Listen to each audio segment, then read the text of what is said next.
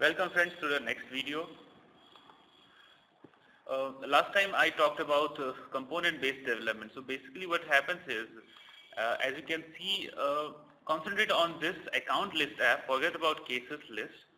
Here, that which you see is represented in code in this form. We have a controller over here in the first line, which is a Salesforce Apex controller. What it does is, if I open it up, case list,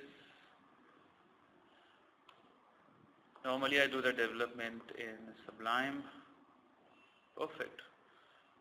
So I open it up and it basically returns ID, name, description from account, and it orders by the name.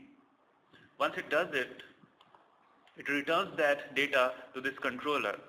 In the next line, you see that this component is aware of this controller and it knows what type of data it is going to receive, which are the list of accounts, which is basically an array, because I am doing select ID, name, and I have not put any limit clause. So it's going to receive a list of accounts which is represented in the form of an array. After that, in the next line, we have something called an action, c.doInit, which is represented in the controller, c.doInit. It receives those accounts. This get accounts is basically a method over here. Once it receives that, it gets the response and it gets the state. Response is a JavaScript object. It has two things, state. So we check it whether the state is success.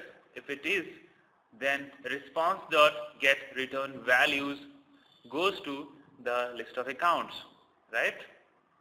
Which is this guy. Once that happens, this is a standard HTML. This is not any code getting data from somewhere, and this is just a text field, which is this guy over here, right?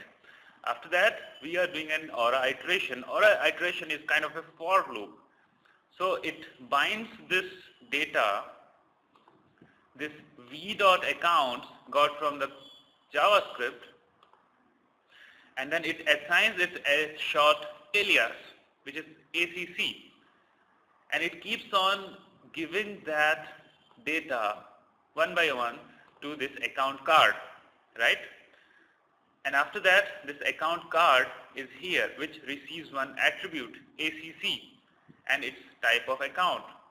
This type is very important to make it aware of how the data is structured, what kind of data it is.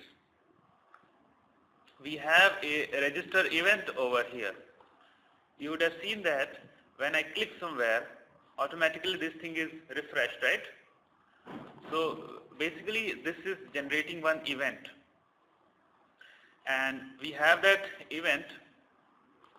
If I open up Lightning Resources,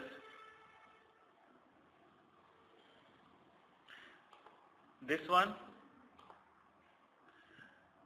this is account selection event.evt. If you can see this dark yellow color, there's something written over there. It's account selection event. So that event is linked to this component.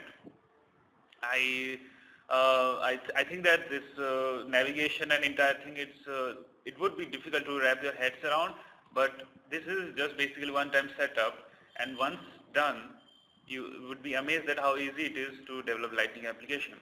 Again, continuing, as we have the ACC data, so we fetch the name description from that. That's why you are able to see the name and description, right? And after that, we have one href, which navigates, which basically it triggers this event, account selected. So this guy over here, right?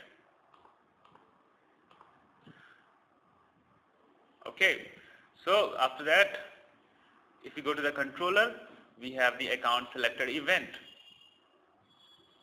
And what it does, it captures the ID of the account and it registers, it navigates, it identifies that account